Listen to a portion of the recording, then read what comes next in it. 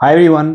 मेरे पास कुछ latest updates आए हैं, खास मारुति सुजुकी नेक्सा शोरूम से ही। तो मुझे लगा कि मैं आपके साथ शेयर कर दूं। तो मुझे बताया गया है कि बलेनो का CNG variant as well as XL 6 का सीएनजी वेरिएंट, इनकी बुकिंग स्टार्ट हो चुकी है। इंटरनेट पे ये इन्फॉर्मेशन अवेलेबल है नहीं, न्यूज में, मीडिया में अभी ये पब्लिश किया नहीं है मारुति ने।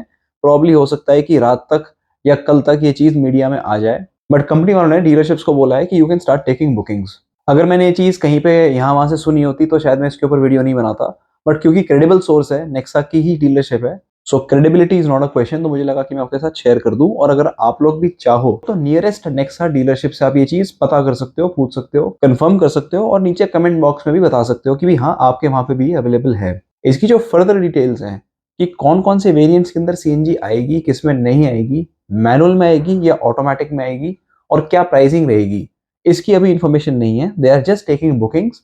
आगे चल के जब प्राइस रिवील होगा, लॉन्च होगा, then the customer can make adjustments कि भी मेरे को ये नहीं ये चाहिए। अब ब्रेजा की तो न्यूज काफी स्ट्रांगली सर्कुलेट हो रही है कि सीएनजी वेरिएंट जो आएगा वो ऑटोमेटिक में भी आएगा along with manual, because Maruti has historically launched CNG only in the manual variants. So हो सकता है कि एक्सेल 6 के ऑटोमेटिक में आ जाए, बट फिलहाल हम ये मान के चलते हैं कि मैनुअल में तो आएगा ही। रही बात प्राइस की, तो मैंने थोड़ा अपनी तरफ से एक प्राइस ड्राइव करने की कोशिश करी है, मुझे लगा मैं आपके साथ शेयर कर दूंगा।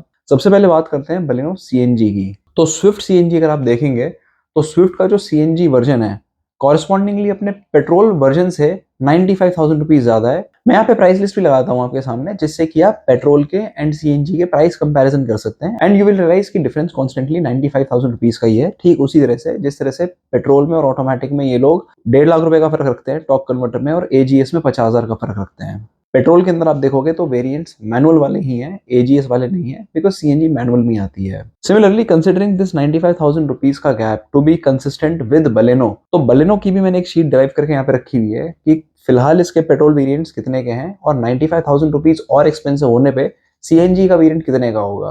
क्योंकि स्विफ्ट के एलएक्सआई में और जेडएक्सआई प्लस के अंदर सीएनजी नहीं आती, इसलिए मुझे ऐसा लग रहा है कि शायद बलेनो के भी जो लोएस्ट सिग्मा और जो टॉप अल्फा वेरिएंट है उनमें शायद सीएनजी ना आए और जो बीच वाले डेल्टा और जीटा है उसमें आए। सो अकॉर्डिंगली बलेनो की price range for the CNG variant will very between 8,28,000 and 9,21,000। अब बात करते हैं एक्सेल 6 की। तो एक्सेल 6 बेसिकली अर्टिगा की ही डेरिवेशन है एंड अर्टिगा के अंदर भी मैंने प्राइस लिस्ट यहाँ पे शेयर करी हुई है। अगर आप देखोगे तो petrol as well as corresponding CNG variants में भी 95,000 का ही फर्क है। वही सेम चीज अगर मैं कैरी फॉरवर्ड करके एक्सेल 6 पे लगाऊं तो इसकी प्राइस रेंज 12,24,000 से लेके 13,84,000 तक के बीच में पड़ सकती है।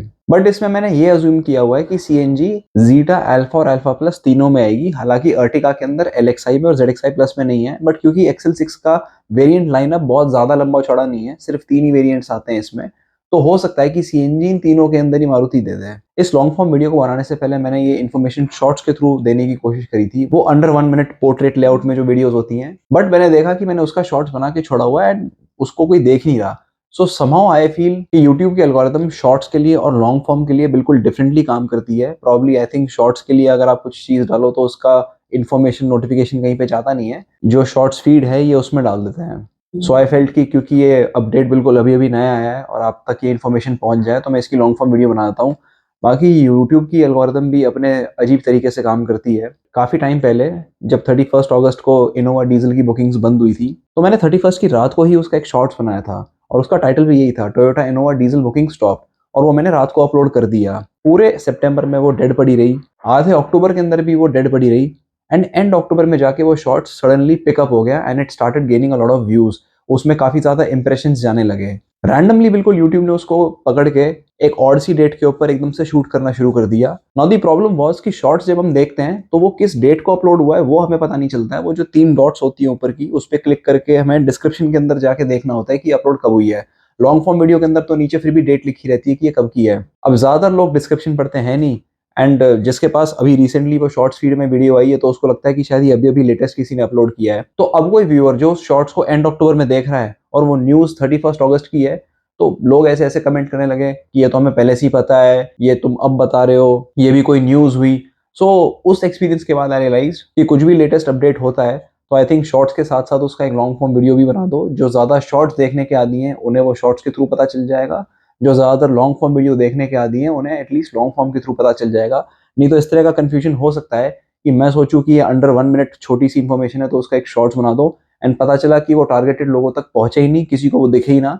एंड फाइनली कोई 2-2.5 महीने के बाद रैंडमली कोई और इंसान जिसको शायद मेरे चैनल की नॉलेज नहीं है, एंड यूट्यूब सडनली उस कैटेगरी ऑफ पीपल को वो इंप्रेशन देने लगे, तो उनको समझ में नहीं आएगा कि इसकी रेलेवेंस क्या है। बाकी लाइक आई सेड कि ये इन्फॉर्मेशन मुझे नेक्सा से पता चली है, आप लोग भी चाहो तो कंफर्म कर सकते हो और अपने नजदीकी नेक्सा शोरूम से इस सीएनजी के अपडेट के बारे में पता कर सकते हो, नीचे कमेंट बॉक्स में बता सकते हो। और इन्फॉर्मेशन काम की लगी हो तो you can share it with your friends, families and relatives, खासकर कि वो लोग जो सीएनजी की गाड़ी लेने की सोच रहे हैं। एंड जिस तरह से मारुति वाले अपनी सीएनजी का लाइनअप बढ़ाते जा रहे हैं, टाटा वाले भी अपनी गाड़ियों के अंदर सीएनजी इंट्रोड्यूस कर रहे हैं, मैं सोच रहा हूँ कि सीएनजी वर्सेस पेट्रोल, इनकी जो रनिंग कॉस्ट का एनालिसिस है, इसकी भी एक वीडियो बनाऊं और वो इकोनॉमिक्स एक्सप्लेन वाली सीरीज के अंदर डाल दूं। So I try and work on it soon. एक चीज और बहुत इंपॉर्टेंट, मैंने जब लास्ट टाइम हरियाणा स्टेट से रिलेटेड सब्सिडीज की वीडियो बनाई थी, उसके अंदर मैंने पूरी पॉलिसी एक्सप्लेन करी थी, और पॉलिसी एग्जिस्ट भी करती है, काफी टाइम हो गया। आप सब में से काफी लोगों ने नीचे कमेंट कर करके मेरे से पूछा ये पॉलिसी मिलेगी कैसे, इसे अवेल कैसे करना है, किसको मिलेगी, कहाँ से मिलेगी। तो इसके ऊपर मैं काफी इन्फॉर्मेशन लेने की कोशिश कर रहा था। मैंने काफी डीलरशिप से भी बात करी थी, उन्होंने मेरे से कहा था कि जी आप थोड़ा वेट करो, कुछ होगा तो हम आपको बता देंगे। तो मैंने आज उसकी भी अपडेट लेने की कोशिश की। सो टू माई सरप्राइज मुझे पता चला है कि जितने भी लोग ग्रैंड विटारा स्ट्रॉन्ग हाइब्रिड की डिलीवरीज ले रहे हैं, उनमें से किसी को भी उस सब्सिडी का कोई बेनिफिट नहीं मिला। सबके सब नॉर्मल कॉस्ट के ऊपर वो गाड़ी ले रहे हैं, एंड एक नॉर्मल बेसिक रजिस्ट्रेशन चार्ज का 10% वेव ऑफ मिलता है, वो बेनिफिट उनको मिल रहा है। और जो इतनी एलैबोरेट पॉलिसी बना रखी है हरियाणा गवर्नमेंट ने, ज्यादा लोगों को उसकी नॉलेज नहीं है, एंड नॉलेज है भी, डीलरशिप को भी नॉलेज है, बट कोई भी अवेल नहीं कर पा रहा है। सीधा जाओ, रजिस्टर करो, पूरे पैसे दो एंड गाड़ी ले जाओ। तो ऐसा क्यों हो रहा है, क्यों सब्सिडी का बेनिफिट किसी कस्टमर को ट्रांसलेट नहीं हो पा रहा है, इसका जवाब एक्चुअली किसी के पास भी नहीं है। सो आप लोगों में से अगर कोई ऐसा है जिन्होंने स्ट्रॉन्ग हाइब्रिड, हाई राइडर या ग्रैंड विटारा की डिलीवरी ली है, और आप दिल्ली एनसीआर से बिलोंग करते हो, और आपको इसके बारे में कुछ इन्फॉर्मेशन हो कि वो सब्सिडी क्यों नहीं किसी को मिल पा रही है in spite of that policy document being available in the public domain, तो कमेंट बॉक्स में प्लीज आप अपने एक्सपीरियंसेस शेयर कर सकते हैं, एंड रीजनिंग अगर पता हो तो वो बता सकते हैं। जितने भी लोगों के सवाल थे उनको जवाब मिल जाएगा और मेरी भी अंडरस्टैंडिंग बढ़ेगी। That's all for today, thank you so much, bye.